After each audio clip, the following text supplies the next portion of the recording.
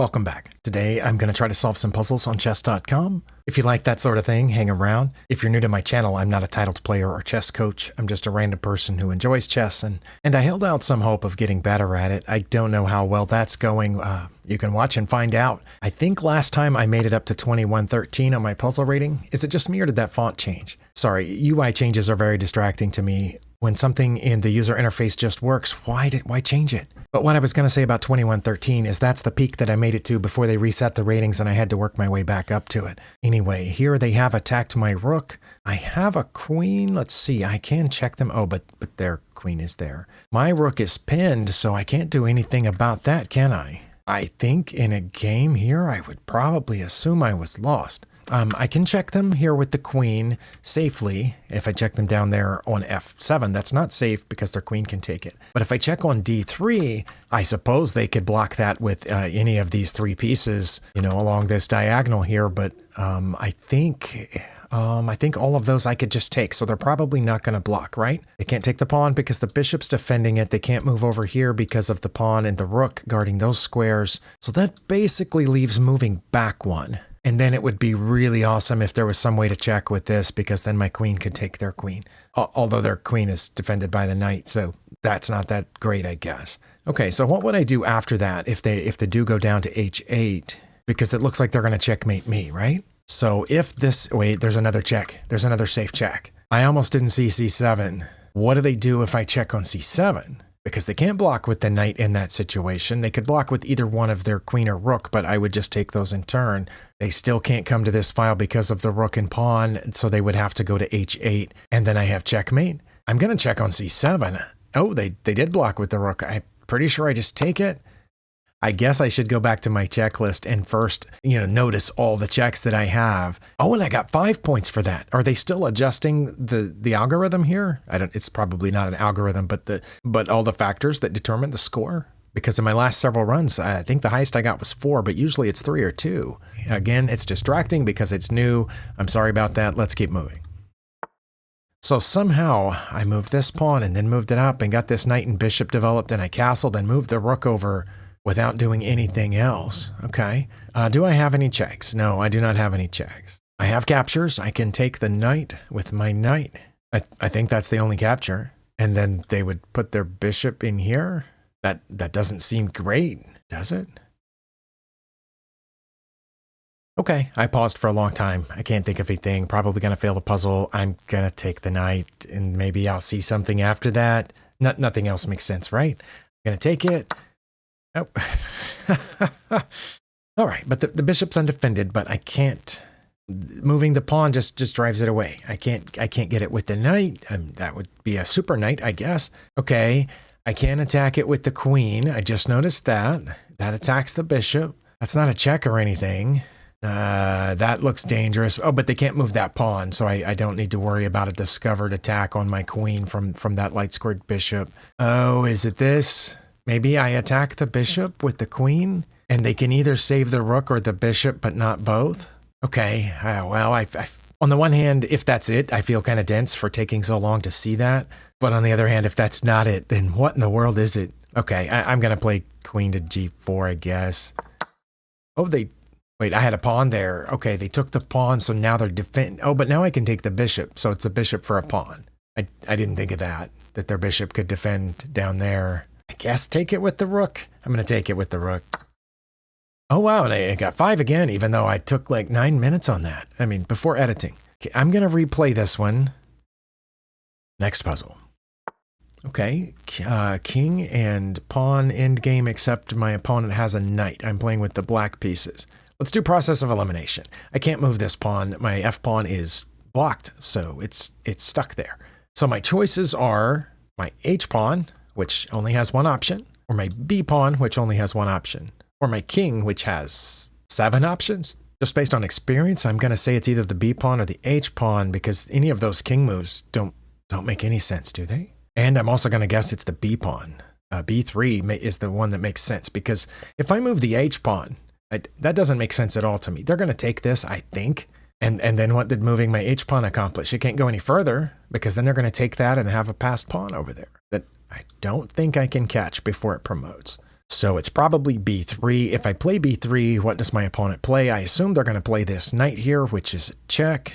And then I can't move over because my pawn's there. Guess I could come here where my pawn just was. Because if I didn't, right, if I went somewhere else, then I assume they would try to get over here or something to get in front of the pawn eventually, or guard the promotion square. But when they do check me, that's probably going to be the hard move, is determining which of the 7 possible ways to get out of check that I can go. Actually, I would not be able to go here either. That's going to be the hard move. Probably. I'm going to play b3. Oh, they did do that. No, I should, but now it's easier to figure out where to go here. Okay, I'm going to go to b4 just because, again, nothing else makes sense. This move also keeps them from going to those 2 squares, but it blocks my pawn.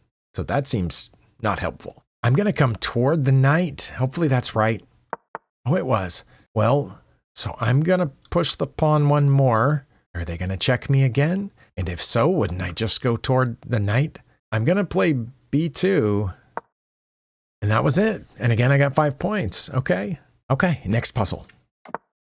I have a bishop in a kind of an odd place. How did that bishop get over there? That's weird. I had to have put it out here someplace and then dropped it back in there. Okay, but I noticed that because it is in a weird place and it is keeping their king from doing any strange shenanigans here. So I do have checks in this position. I have 2 checks in this position. Wait a minute. I was going to say that it was probably not one of those, that it might be something like putting the knights over here, but bear with me. What if I take this knight with my queen? They don't have any other option but to take with this pawn, and then my other bishop goes here, and they're done. That's it, right? They don't have any other legal moves here besides taking my queen. And then when I put my dark squared bishop over here on a3, they can't block that or take it. I'm going to try that. Oh, it's probably this then, right? This one was rated about the same as the others, but it felt easier to me, but I'm not sure why. Well, also the king and pawn in game felt easier than that first one. But yeah, it was this bishop's location that gave it away, I think, just because I started focusing on that, just because it is in an interesting location. I guess that's one thing that not only doing a lot of puzzles helps with, but playing a lot of games as you start noticing unusual piece locations, and sometimes that happens in puzzles. Next puzzle. I have enough time for at least 1 more, maybe 2, if we're lucky. Oh, my rook's hanging. Well, that's not good. Okay, I can protect that rook in a couple of different ways. I can move the queen over to protect the rook. Probably, not to one of those 2 squares to protect the rook because of where their queen and bishop are. Although we are about even on material, so if I did move here and they wanted to trade for it, I suppose that would be okay. Or I could protect it by moving the rook over. But I do have a feeling they're about to check me down here. Do I have any checks? No, I don't have a check, but I can protect the rook that way too. I mean, I do have checks. That's a check. So what about protecting it down here? This is what I was thinking of because it does threaten a checkmate. Okay, so what does my opponent play if I put the queen on h7, threatening a checkmate? I assume they're going to check me. I already said that, and then I would have 2 different ways to get out of it, either one of which they could check me again by putting the queen on d4. And if I had gone to b2 and they checked me there, I think that's... No, it wouldn't be mate because my rook's down there. I would just take the queen. So I definitely wouldn't want to be on d2 here because then I couldn't take the queen, but they could take my rook after I got out of check. But if I'd gone to b2, my rook's guarding that square, and I don't think they can check me again without giving up a piece. I'm going to try that. Fingers crossed. Oh, I didn't think they could check me over there. But again, I have a rook guarding that square. Well, I'm not going to move out of check because then they take the rook. I'm just going to take the queen with the rook.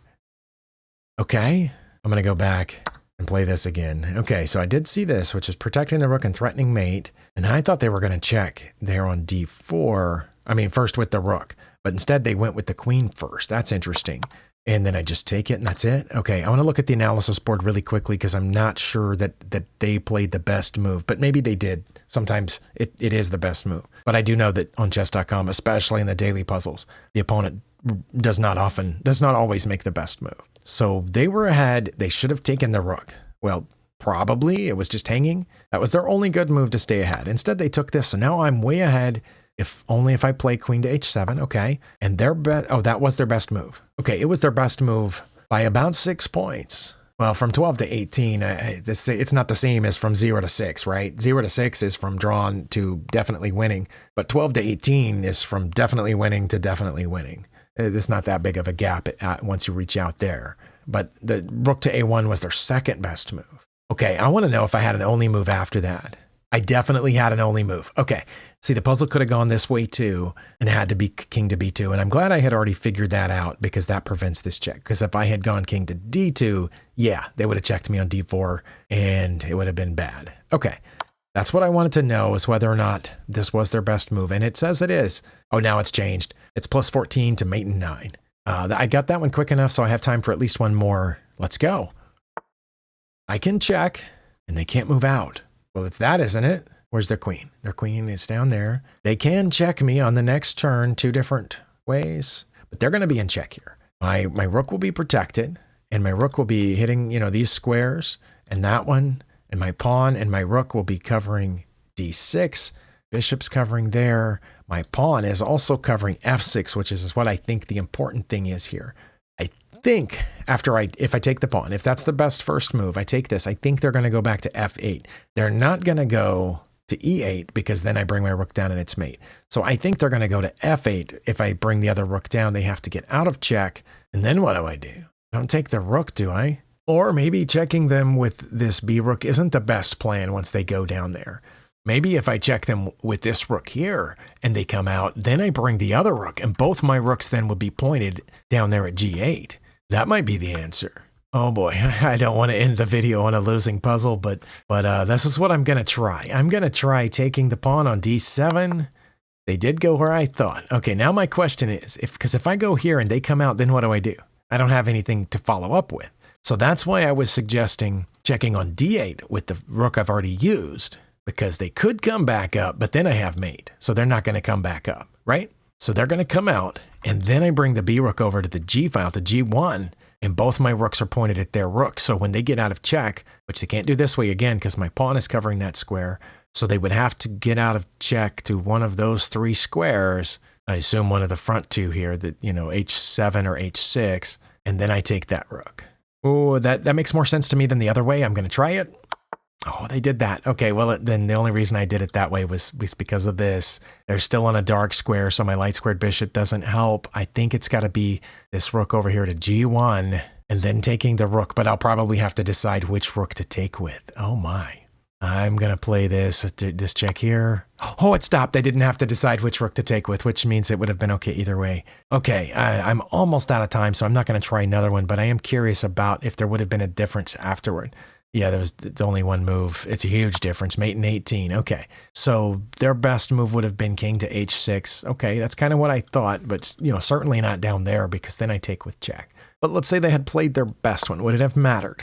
Not enough for a puzzle because both are definitely winning, but it would have been somewhat better, according to Stockfish, to take with this rook. Either way, they would have played queen to F5. Well, thank you for sticking with me through this, this video. If you did indeed stick with me, we actually made a lot of progress. And part of that is because they've changed how many points you get per puzzle. And it definitely wasn't a speed bonus because on a couple of those, I edited out a bunch of me sitting around not knowing what to do. At least by the time you see this video, I will have edited all that out. Anyway, I'll see you next time.